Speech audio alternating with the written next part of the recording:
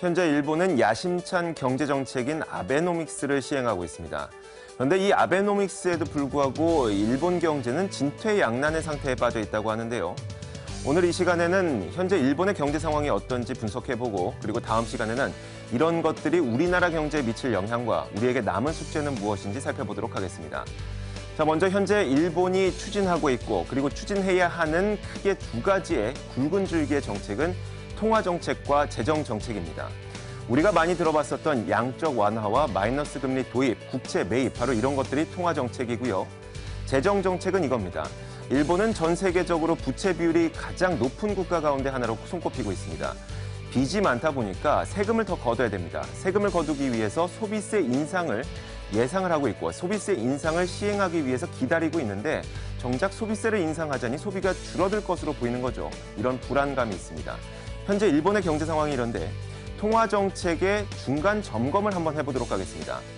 일본은 경제를 살리기 위해서 그리고 대출을 많이 일으켜서 투자를 활성화시키고 돈을 많이 풀기 위해서 마이너스 금리를 지난 1월에 도입했습니다. 그러면 이 대출이 많이 일어나야 되는데 실제는 어땠을까요? 지난 3월의 은행 대출을 보게 되면 지난 3월 2%로 오히려 전달에 비해서 줄어들었습니다.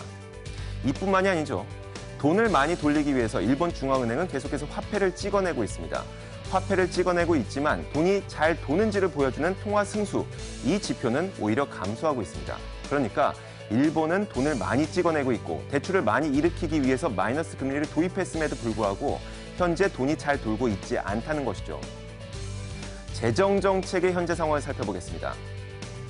일본은 전 세계적으로 국가 부채 비율이 상당히 높은 국가로 알려져 있습니다. GDP 대비 국가 부채 비율은 240%를 넘고 있는데요. 우리나라가 약 160%, 미국도 그 언저리입니다. OECD 국가들의 국가 부채 비율을 보더라도 130%에서 약 180%를 차지하고 있는데 이에 비해서 일본의 국가 부채 비율은 240%로 굉장히 높은 수준을 차지하고 있죠. 자, 이렇게 빚이 많다 보니까 재정 건전성이 악화될 우려가 있습니다. 재정 적자를 감수하기 위해서 세금을 걷어야 됩니다.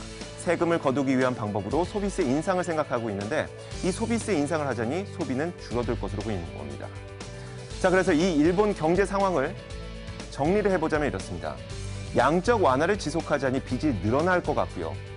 빚을 갚자고 세금을 올리자니 오히려 소비는 줄어들 것 같습니다. 돈을 돌리기 위해서 대출을 늘리기 위해 마이너스 금리까지 도입했는데 오히려 대출은 줄어들고 있습니다.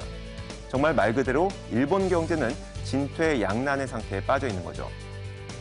원래 일본이 예상을 했었던 시나리오는 이런 거였습니다. 먼저 양적 완화를 시행을 하는 거죠. 양적 완화를 시행하게 되면 엔화가 많이 풀리게 되니까 엔화 가치가 하락하게 됩니다. 엔화 약세가 나타나게 된다면 수출이 확대될 것이고요. 수출 확대는 근로자들의 임금을 인상시켜 줄 겁니다. 근로자들의 임금이 인상된다면 돈이 많아진 소비자들이 소비를 많이 하게 될 것이고 소비를 많이 하면 할수록 세수가 확보되면서 재정 적자가 감소할 것이라는 시나리오를 세웠습니다. 하지만 현실은 그렇지 않았죠. 양적 완화를 도입했음에도 불구하고 엔화는 구조적인 요인과 대외적인 요인에 의해서 오히려 엔화 가치가 올라가고 있습니다. 엔고 현상이 나타나고 있죠.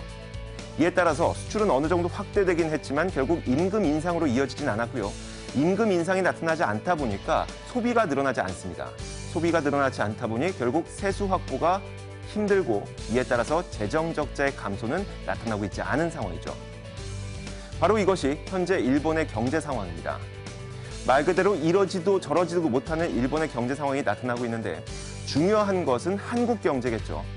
이런 일본의 경제 상황이 우리나라 경제는 어떤 영향을 미치게 될까요?